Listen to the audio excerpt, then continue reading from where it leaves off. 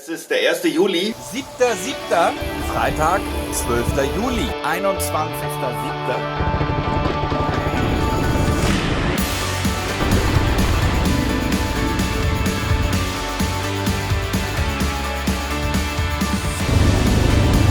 Es ist Wüste.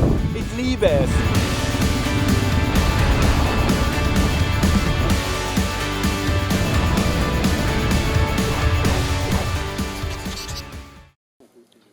Montag, 22.07. Wir sind auf einem kleinen Campingplatz ohne jegliche Facilities, oder? Hier gibt es nichts, ne? Ein Restroom hat vorne. Ah, okay. Vorne ist eine Trockentoilette und neben dem Campingplatz fließt ein Bach, der oberhalb des Campingplatzes so sauber ist, dass man das Trinken kann. eigentlich könnte man das trinken, genau. Wir haben fertig zusammengepackt, wir haben einen netten Nachbarn gehabt, hier im Hintergrund, das ist Chris mit seinem Ford. Sehr netter Kerl, hat sich abends zu uns gesetzt und hat Peter heute Morgen einen Kaffee gekocht, das war schon mal großartig.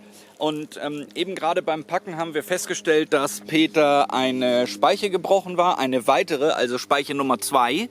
Kann man jetzt nicht sehen, aber wir haben uns dann entschieden, die Ersatzspeichen, die Peter hat, einzubauen in das eingebaute Hinterrad.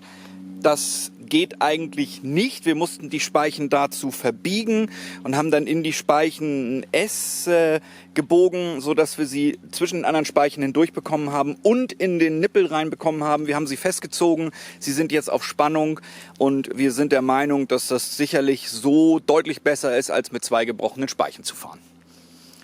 Peter findet das auch. Toll. Ja. Ich finde das toll. Und es ist immer lustig, wie er das ankündigt, der Tom. Die erste, die er gesehen hat, Peter, ich glaube, da wirst du nicht Freude dran haben. Und heute Morgen wieder. Ich vermute, jetzt kommt etwas, was du nicht Freude daran haben wirst. Und dann denkst du so selber, oh, was ist jetzt? Und dann kommt die zweite gebrochene Speiche und der Tom bringt es her, kriegt es hin, dass das Zeugs wieder funktioniert, im Moment mindestens. Leider haben wir jetzt keine Reservespeichen mehr. Nein, wir haben keine Reservespeichen mehr, aber brauchen wir auch nicht, weil ja nur 2 brechen pro Hinterrad. Genau.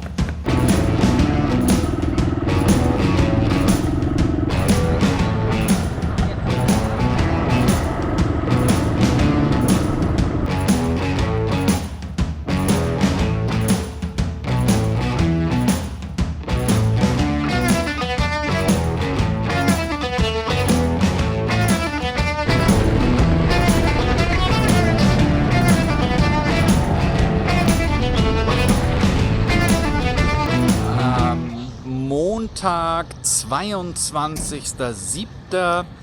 Ich bin in Mountain Home vor einem Waschsalon.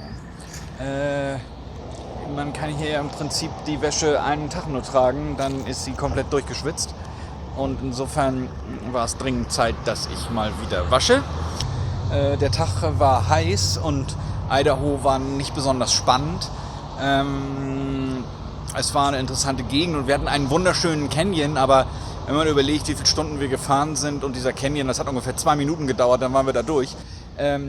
Ja, die Wäsche ist schon im Trockner, ich bin gleich fertig und dann fahre ich zurück zu Peter ins Motel und dann gehen wir essen. Mal gucken, was es heute wird. Wir werden irgendwas Gesundes finden.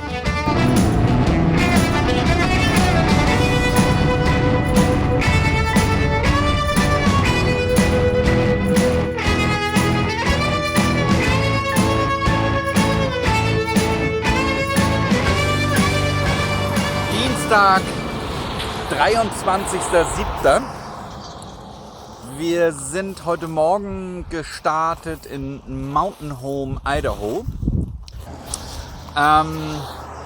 Wir sind dann losgefahren Richtung Norden. Wir haben ein bisschen Freeway genommen und jetzt stehen wir hier bei einem hübschen Lookout, wo wir aus ein paar Hügeln wieder rausfahren in eine Tiefebene. Wir haben durchgehend bedeckten Himmel und sind hier immer zwischen 2 Gewittern unterwegs. Also es sieht aber so aus, als wenn wir durch die eine Gewitterfront hier durch müssen, oder zumindest Regenfront, um dahinter dann blauen Himmel zu haben. Wir gucken mal, ob das klappt. Ja, wie gesagt, Ziel des Spiels ist ja heute nach Oregon vorzustoßen. Das kann aber auch kein Problem sein. Das ist von Emmett aus, ich weiß es nicht, 50 Meilen auf dem Track oder so. Das kriegen wir schon auch irgendwie hin.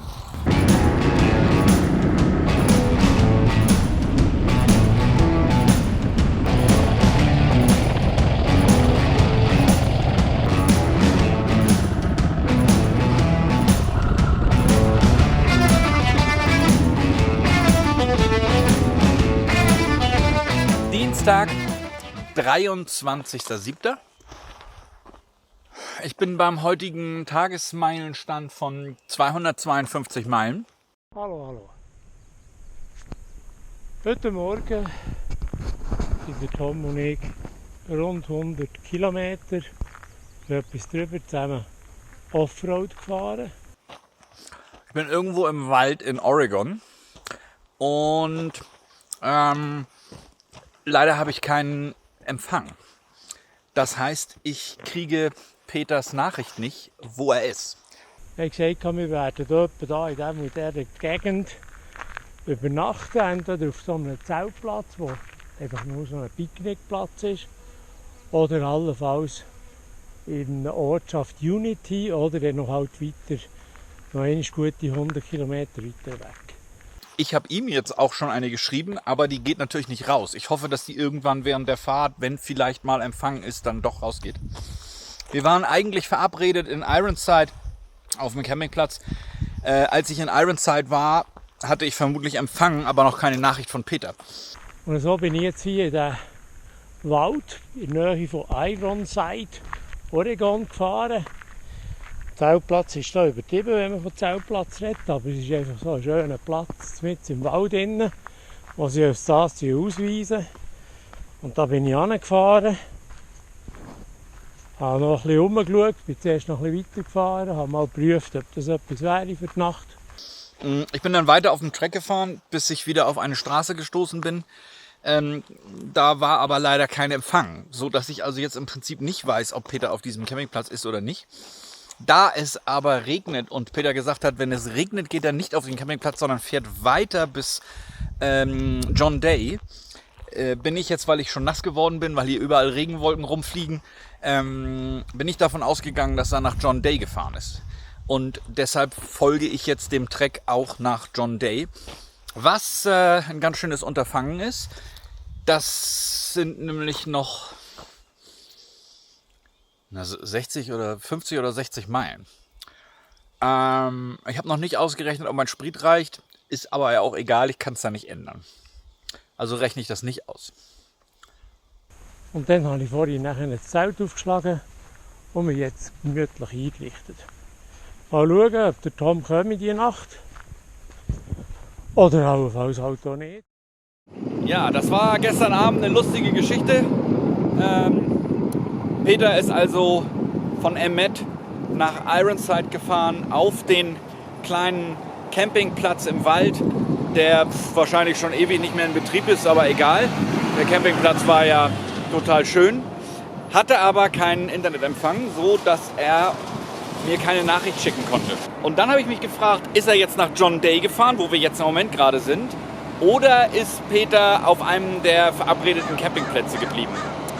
Um das herauszufinden, musste ich dahin fahren. Also 50 Meilen zurück nach Ironside und siehe da, im Dunkeln fahre ich fast durch sein Zelt, weil ein Baum umgestürzt war und der lag mitten auf der Straße. Um diesem Baum auszuweichen, musste ich von der Straße runter. Auf dem Platz. Und dass das der Campingplatz war, das konnte man nicht erkennen. Da stand nur ein leeres Holzbrett, auf dem nichts drauf stand. Und dann komme ich um eine Kurve und dann steht da Peters Zelt. Und ich so, super, hier ist er. Crazy. Mittwoch, 24.07. Noch 3 Tage bis Port Orford.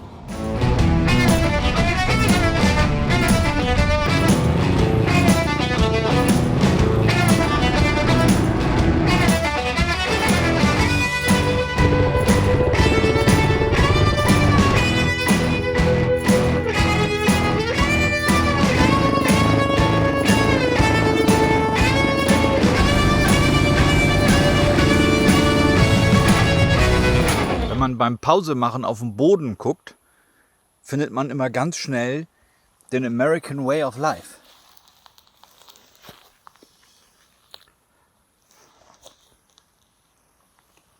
Hier wurde schwer rumgeballert.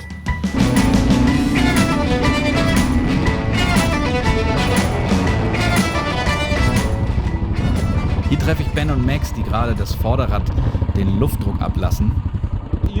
It's more comfortable if you have less, Yeah.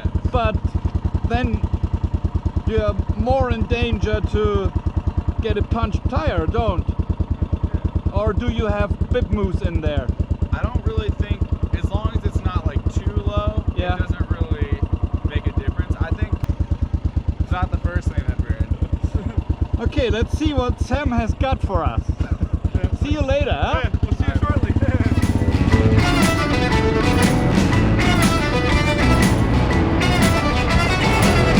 Ich habe meine XT heute beim Kicken irgendwo in der Walachei versprochen, dass sie heute einen neuen Luftfilter bekommt. Da wollte sie nämlich nicht so richtig anspringen. Da habe ich gesagt, komm, du kriegst einen neuen Luftfilter heute Abend. Und dann ist sie angesprungen. Jetzt gucken wir uns das mal an, wie das aussieht. Okay, so sieht das aus. Also prinzipiell würde ich ja sagen, den kann man einfach drehen, ein Stück, und dann geht er wieder. Aber nein, das mache ich natürlich nicht. Ich baue den neuen ein, den ich ja fertig mit habe. Am besten finde ich den Grashalm, der da drin steckt. Der muss ja richtig mit Schwung angesogen worden sein. Donnerstag, 25.07. Wir sind mitten in Oregon und brechen jetzt in Bend auf, nach Süden, nach La Pine, auftanken. Und dann ist Tagesziel Clearwater Campingplatz.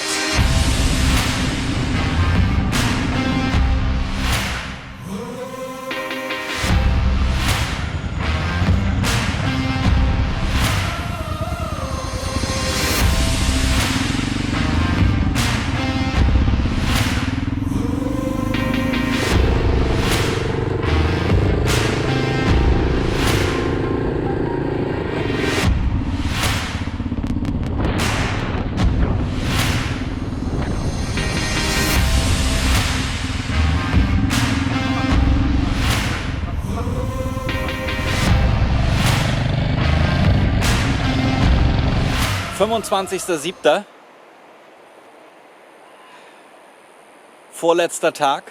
Morgen wollen wir den Pazifik erreichen. Wir sind in Boulder Creek, Oregon. Das ist ein öffentlicher Campingplatz 10 Meilen vor Tiller. Super, kaum andere Gäste. Also steht eigentlich nur ein Zelt. Menschen sind hier gar nicht. Es ist direkt an diesem Fluss, Bach.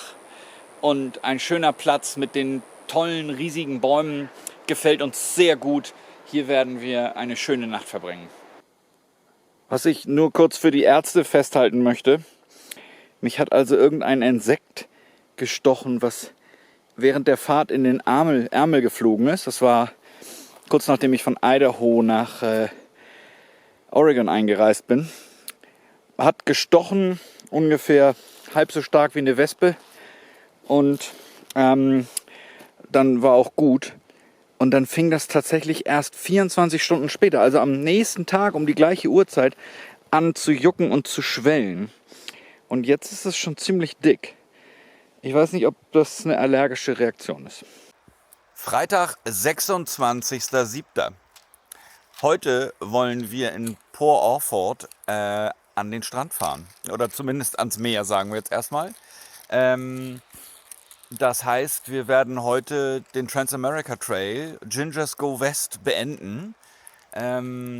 Das tun wir mit einem lachenden und mit einem weinenden Auge. Nicht wahr? Weil Komisches Gefühl. das ist ein komisches Gefühl, genau. Also wir haben so viel erlebt und einige Sachen kommen uns so ewig lange hervor und wiederum andere Sachen, da denkt man, das war doch gestern erst, aber es ist eben auch schon wieder eine Woche her.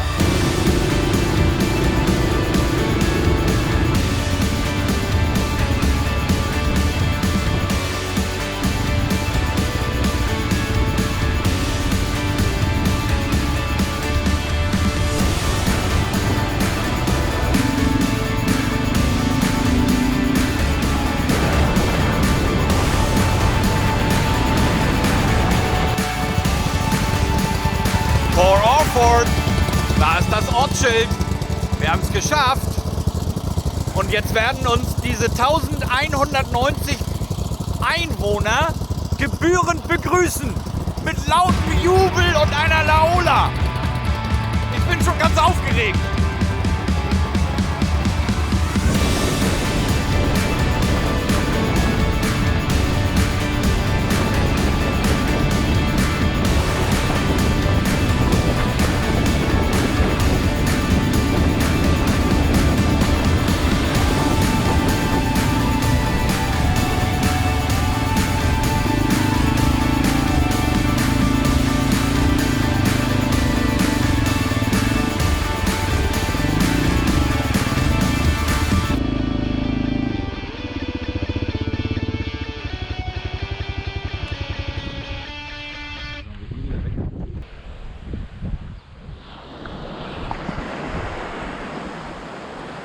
Absolut.